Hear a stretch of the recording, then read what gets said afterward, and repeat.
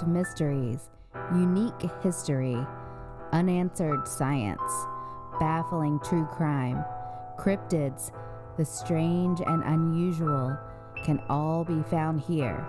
So, come out of the rain and follow us across the creaking floor, through the secret passage, into the realm behind the bookcase.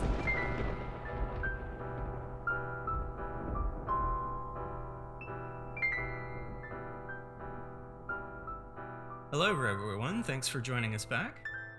Hey, thanks for coming. So, what story can we tell our listeners today to creep and spook their imaginations with thoughts of pagan rituals, the end of life as we know it, a haunting trip through the underworld, the walking dead, and objects mysteriously turning blood red? Maybe Tales of Easter? Easter, that's it. Exactly. Might not have Awesome. guessed that one. I think this one's going to go into our legends and lore format, but tell us a little bit about what we're going to talk about today.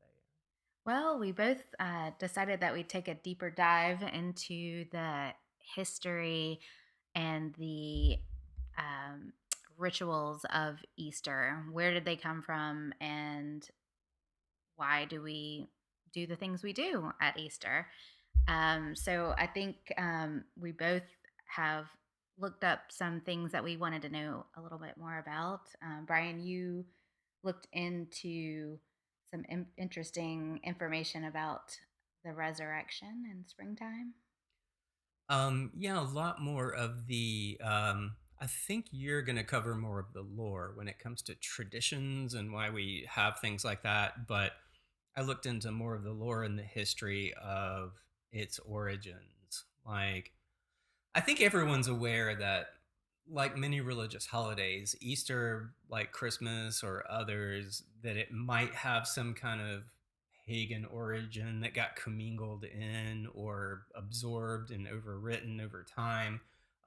Like, why is there Jesus rising from the tomb, but also Easter bunnies laying eggs? Like, how does that make any sense?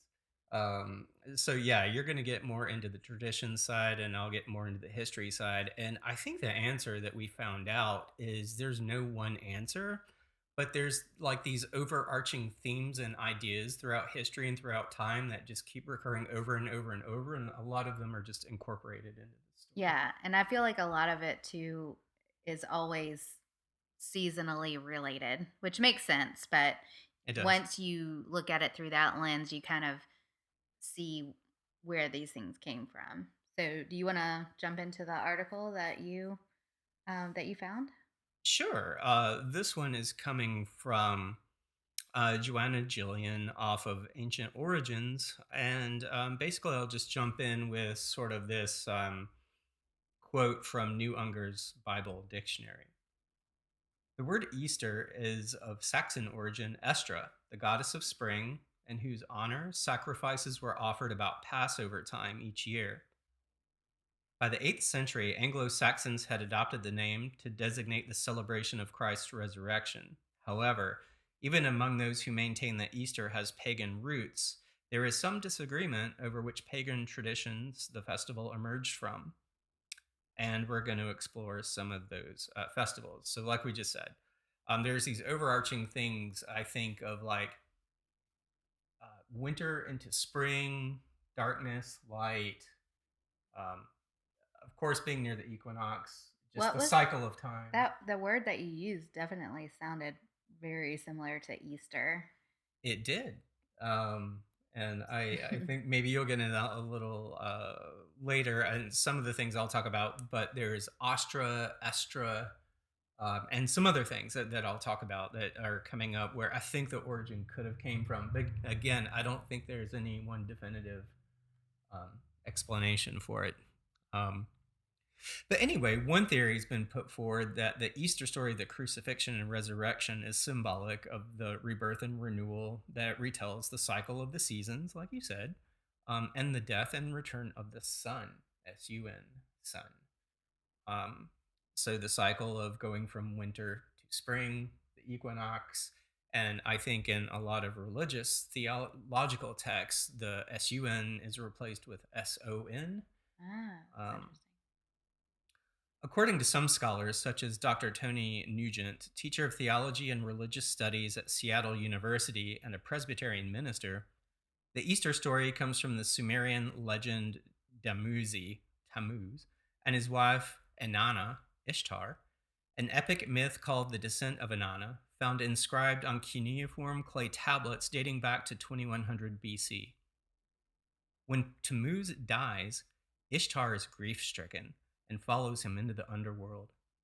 In the underworld, she enters through 7 gates, and her worldly attire is removed. Naked and bowed low, she is judged, killed, and then hung on display. Does that sound familiar? That yeah, that actually kind of gave me chills.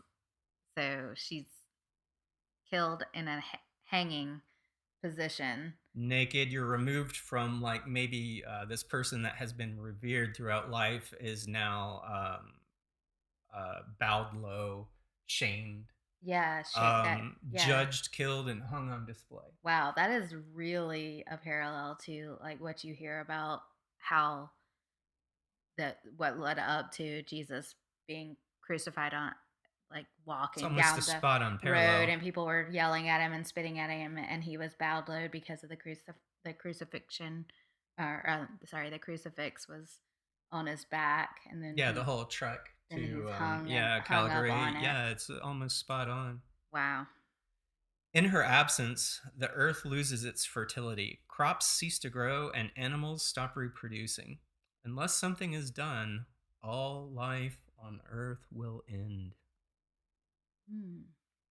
After Anana has been missing for 3 days, her assistant goes to other gods for help. Finally, one of them, Enki, creates two creatures to carry the plant of life and the plant of water.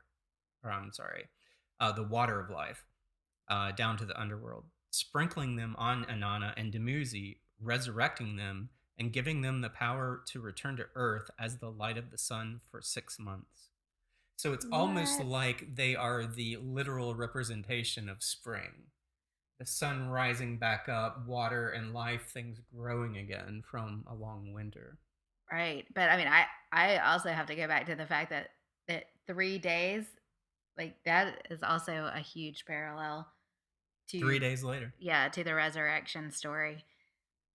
So, yeah, that's really interesting. And obviously spring. However, yeah, 3 days, and why 3 days? Why is that reoccurring? But them being literal symbols of spring coming out of winter, they rise for 6 months, and after 6 months are up, Tammuz returns to the underworld of the dead, remaining there for another 6 months.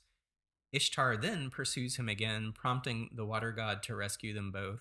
Thus were the cycles of winter death and spring life. So it's 6 months of spring, summer, 6 months of fall, winter. We're definitely celebrating equinoxes here. Where does that 3 days come from? Where does that get? I honestly, my research, I have no idea why it's 3 days. But Yeah. three just seems to be one of those numbers, three, the magic number. But it's, man, woman, baby. Maybe it's Holy what, the holy there's the Holy the holy Trinity. yeah, There's Holy Trinity. yeah. So three is a number that keeps coming up over and over again. But clearly, this is a story of equinoxes Mhm. and spring coming out of winter. So Dr. Nugent is quick to point out that drawing parallels between the story of Jesus and the Epic of Inanna doesn't necessarily mean that there wasn't a real person, Jesus, who was crucified, but rather that if there was, the story and its structure and embellishment is in accordance with patterns that are very ancient and widespread. So, again, things that we'll see coming up over and over and over again. For example, the Sumerian goddess Inanna is known outside of Mesopotamia by her Babylonian name Ishtar. In ancient Canaan, Ishtar is known as Astarte, and her counterparts in Greek and Roman pantheons are known as Aphrodite and Venus, which most everybody's heard of. I think most everyone's heard of Ishtar.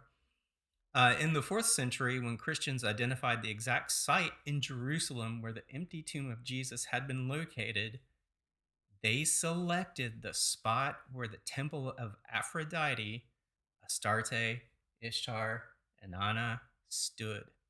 What? The temple was torn down, and so the Church of the Holy Sepulchre was built, the holiest church in the Christian world.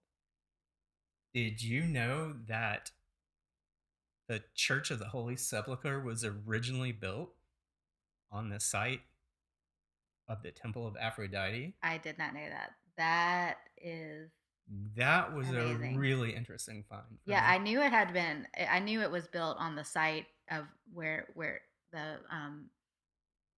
the tomb was, and that was all I knew. I didn't realize that that site was selected because Well, yeah, where they think the tomb is. I think they found the tomb recently on another show we were watching, and I can't think of the name of it, but it's within relative distance to uh, the Calvary, where hmm the actual crucifixion takes place, and then a certain, yeah, you know, but really, the at least according the to church Dr. site was Nugent, yeah, actually it was actually the Temple of Aphrodite is where that was wow. originally built. That's really interesting. So some other parallels to this, again, those overarching themes of, spring life after winter death, resurrection. Dr. Nugent points out that the story of Inanna and Dumuzi is just one of a number of accounts of the dying and rising of gods that represent the cycle of the seasons and the stars. For example, the resurrection of Egyptian Horus in the story of Mithras, who is worshipped in springtime, the tale of Dionysus, right, being resurrected by his grandmother.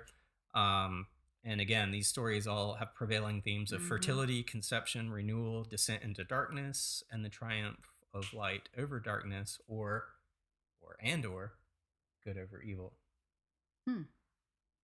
So, a relative perspective is that rather than being a representation of the story of Ishtar, Easter was originally a celebration of Estra or Oestra, Eostre, a goddess of spring, otherwise known as Ostara, Ostra, Austra, and Istra.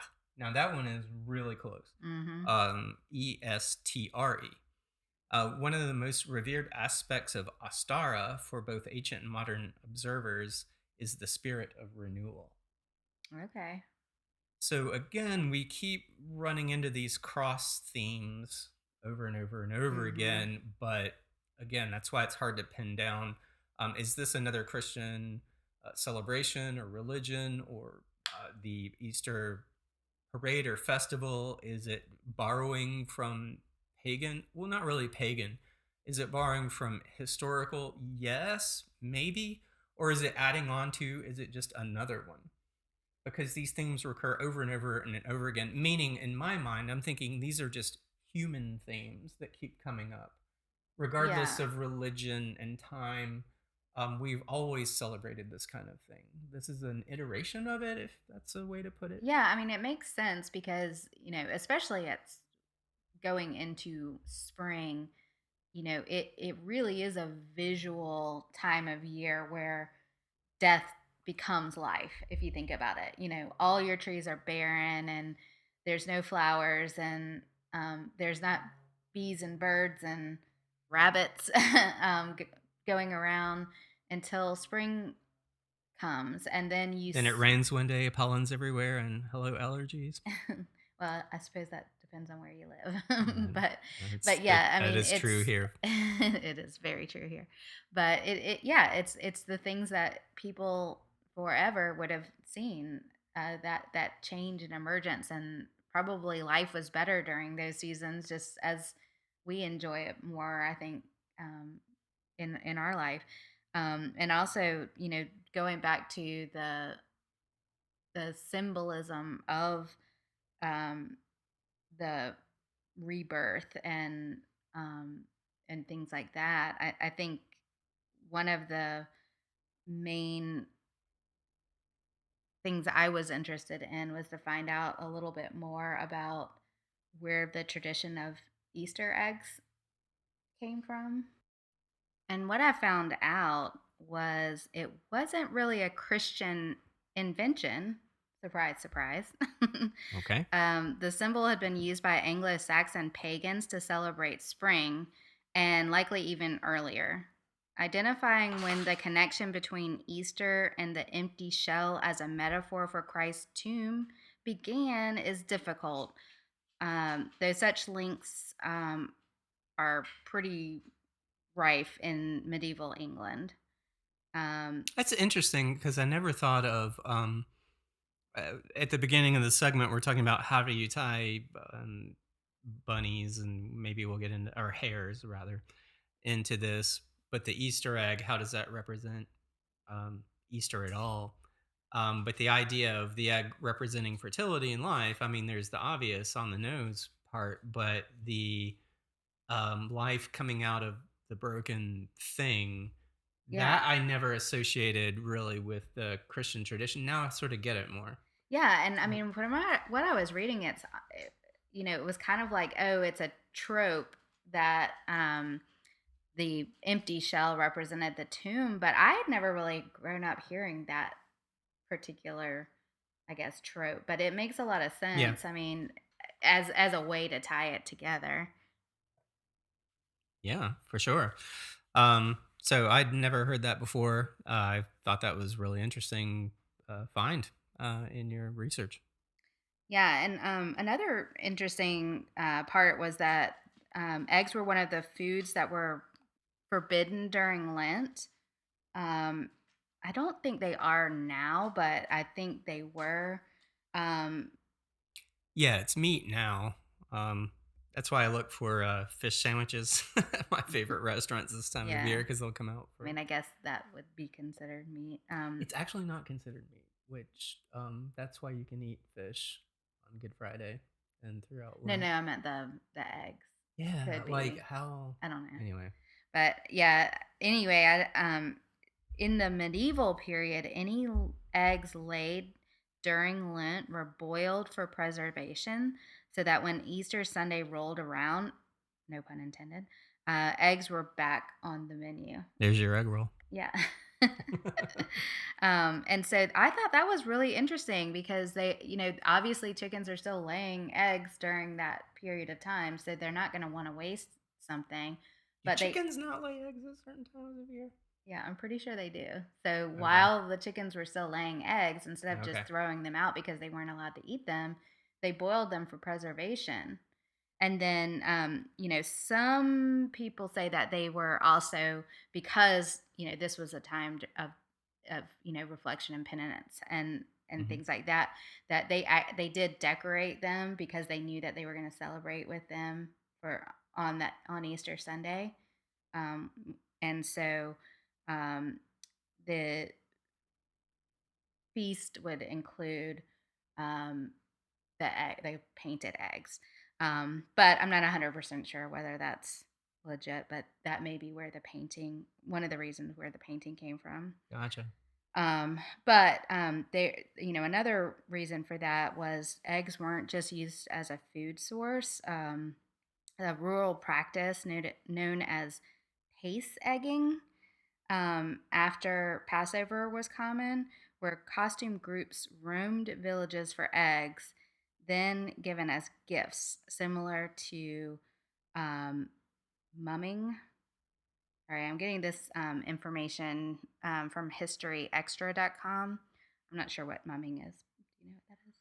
I don't, but to me, it sounds like the Halloween tradition of costumed Yeah, vigilantes going around and giving the gift of an egg, but in the form of but not. throwing that on someone's door. Or But there again, isn't yeah, that interesting? Like how these kinds of traditions kind of cross over in different ways. yeah. Um, but they also brought them to church as Good Friday offerings and to the whoever's home it was, the Lord of the manor.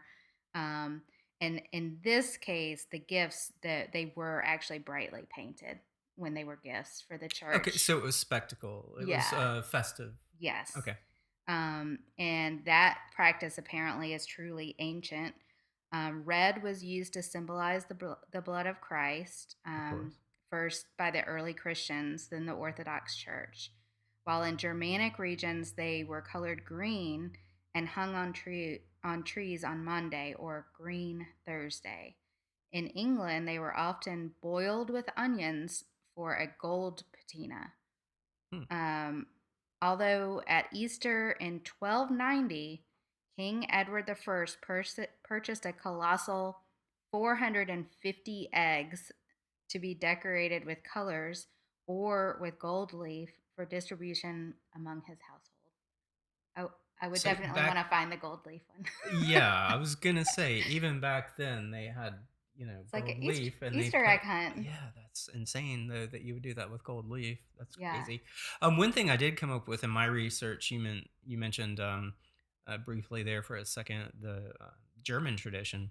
Hmm. According to Jacob Grimm's Deutsche mythology, the idea of resurrection was ingrained within the celebration of Ostara.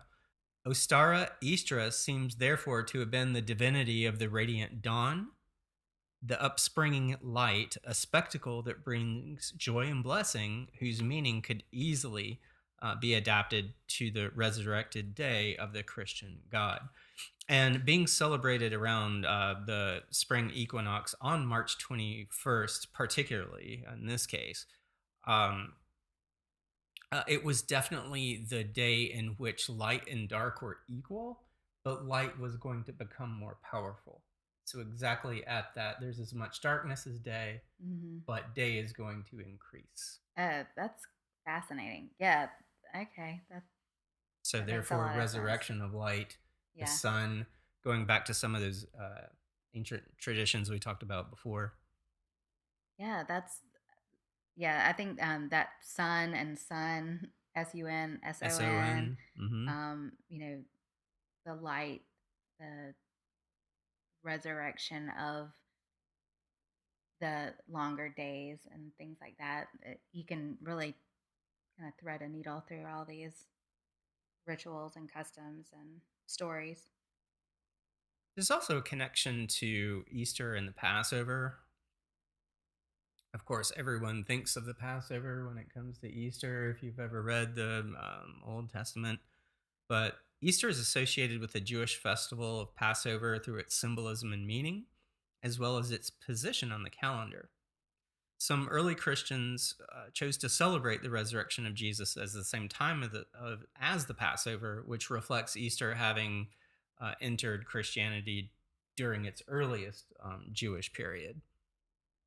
Evidence of more developed Christian festival of Easter emerged around the mid second century. In 325 AD, Emperor Constantine convened a meeting of Christian leaders to resolve important disputes at the Council of Nicaea.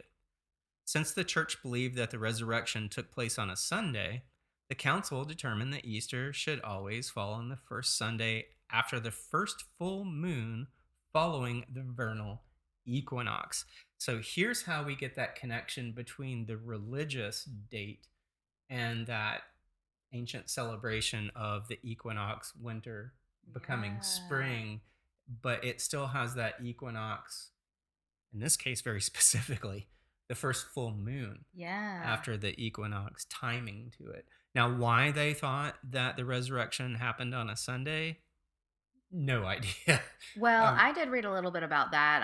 If I okay. recall, It probably has to do with calendars. yeah, I would it get, was. okay, all Yeah, right. he decided that it needed to be on a Sunday and that sort To of make his thing. calendar work.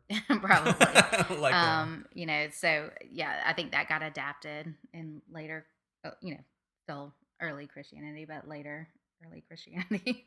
um, so for all of you folks out there that didn't know, maybe you did, but Easter has since remained without a fixed date, but proximate to the full moon, which coincided with the start of Passover. So there's the timing and as with anything ancient, the Gregorian calendars, all the other calendars, there had to be some fixed date that somebody wanted to focus on to make sure that their calendar worked. That sounds like one of those yeah, types of things. So while there's distinct differences between the celebration of Pesach or Passover and Easter, both festivals celebrate rebirth in Christianity through the resurrection of Jesus and in Jewish traditions through the liberation of the Israelites from slavery. mm, So I was looking a little bit into the origins of the hare, how we have, and that a hare is not a rabbit, and how a hare ends up laying Easter eggs. I briefly saw something about that. I think you have a little deeper dive into that for us. Yeah, I mean, there's a few different kind of origin stories, but I'll just start with I think what is one of the first references of a hare and Easter and a hare laying eggs. The first reference seems to be from 1572 to an Easter hare which appeared at night to lay eggs again for children to search. This continued as German settlers came to America and continued the tradition, thereby spreading it throughout the nation. It's also, I mean, a little on the nose that rabbit poo kind of looks like an egg. And so, Don't go there. Do not especially ruin chocolate egg. chocolate eggs for me, Aaron. But yeah, I mean, a lot of it goes back to, like you were saying, German traditions. But the Easter Bunny itself is a little more recent. I think it just kind of combined some of the aspects that we've talked about. Yeah, from what I was looking up, the first reference can be found in German text dating back to 1572 AD. Do not worry if the Easter Bunny escapes you. Should we miss his eggs, we'll cook his nest. That's a little dark, Yeah. but it's the first time you can see a bunny and eggs combined. But it wasn't until basically German immigrants made their way into the United States, in particular in the 19th century, that shops started selling. At least we here, we're going to be U.S. centrics here, folks. I know this is a little different around the world, but for us in North America in the 19th century, shops started selling rabbit shaped candies that later became the chocolate bunnies we have today. The story of rabbits delivering eggs out of baskets, and what we kind of see today on your average Yeah, shelf. and the baskets actually is what like the reference that you gave about the nest that the Easter rabbit comes and lays the eggs in the nest. Children used to actually create little nests for the Easter bunny, and that's where the treats would be placed. And then that kind of transitioned into a basket, probably because parents didn't want all the mess of making nests for the Easter bunny. But yeah, so that's how that kind of progressed, which I thought was interesting that they actually created little nests. I kind of think of that with the Easter grass that goes in an Easter basket. Um, but And did you find it? I read something briefly, and I'm sorry, I apologize. I forget the timeline or what civilization this was from. But the hair, it could have been the Germanic side of things. But there was a story of an injured bird in a forest, and one of the goddess, and it could have been Astra or Astara, helped the bird by turning him into another creature, which was a forest animal. It like couldn't a fly rabbit. anymore. Right. That was a rabbit. But still being partly bird like, it gave thanks to the goddess by laying eggs and giving her food back in Oh return. yeah, I didn't see that. That's interesting. Yeah. Yeah. But again, I forget where I got that. Yeah, but I Sorry. mean, that's an interesting story. I mean, there's a few kind of stories with the eggs that I thought were a little bit odd. Like, some people said that Mary Magdalene actually, there were two stories that I found. That one, that she had carried eggs with her to the crucifixion, and I'm not sure why, but she was carrying them with her to the crucifixion, and then some of Jesus's blood got on them, and so that was where the red eggs came from. And the other one was that she had taken boiled eggs to the tomb, when to the other ladies that were waiting with her at the tomb, and that when the tomb was opened, and they saw that Jesus was gone, all of the eggs miraculously turned red. That's my favorite.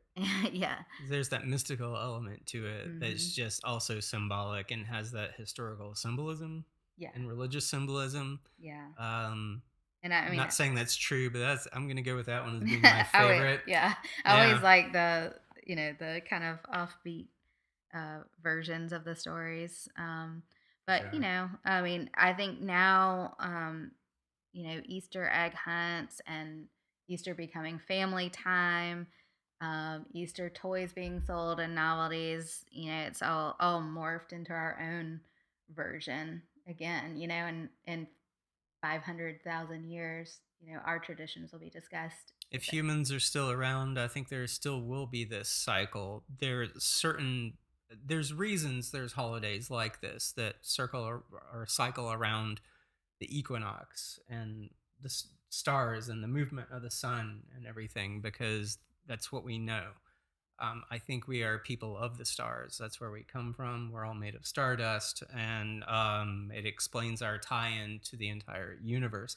And I think these themes will come back in another. If we die out and another civilization comes back in 3,000 years from now.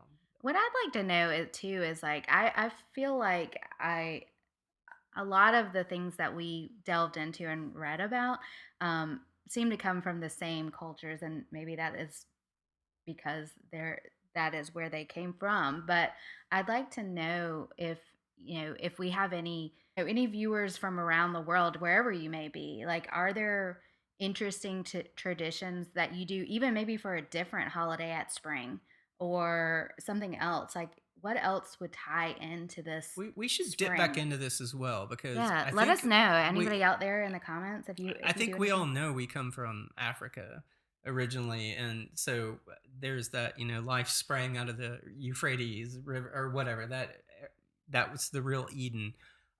So do we have any origin story? How does this one, like you said, from our culture, the predominant cultures, differentiate? Are there others Well, and there's that are also, lesser known? like in Australia, they're transitioning into the fall when we're transitioning into the spring. So Right. how do their traditions, for Christians or whatever, like, or Jewish traditions for Passover, are they different kind of in that, because they don't have the same visual Versus symbolism. maybe Aboriginal ideas that were there before they Yeah, got there. yeah, because they're going Yeah, into let's delve fall. back into that from a cultural perspective. I think that would be an interesting Yeah, but I'd episode. like to hear from the audience. I mean, that's what I'm saying. If you Yeah, have for any sure. comments, or you do anything, or you're in a part of the world that um that might have some interesting spring traditions, we'd love to know more about it, and maybe we'll do an episode about this more from a spring ritual cultural side of things from Sure. around the world. And I think whether it's observed as a religious holiday, um, cr- commemorating the resurrection of Jesus, or a time for families, at least in the northern hemisphere, to enjoy a time of coming together, celebrating the spring through various symbolism, eggs, Easter bunnies. I think the Easter spirit still remains the same. It's the idea of rebirth and renewal. It's stayed the same as it has been for thousands of years, and I think for thousands of years, we'll still have that.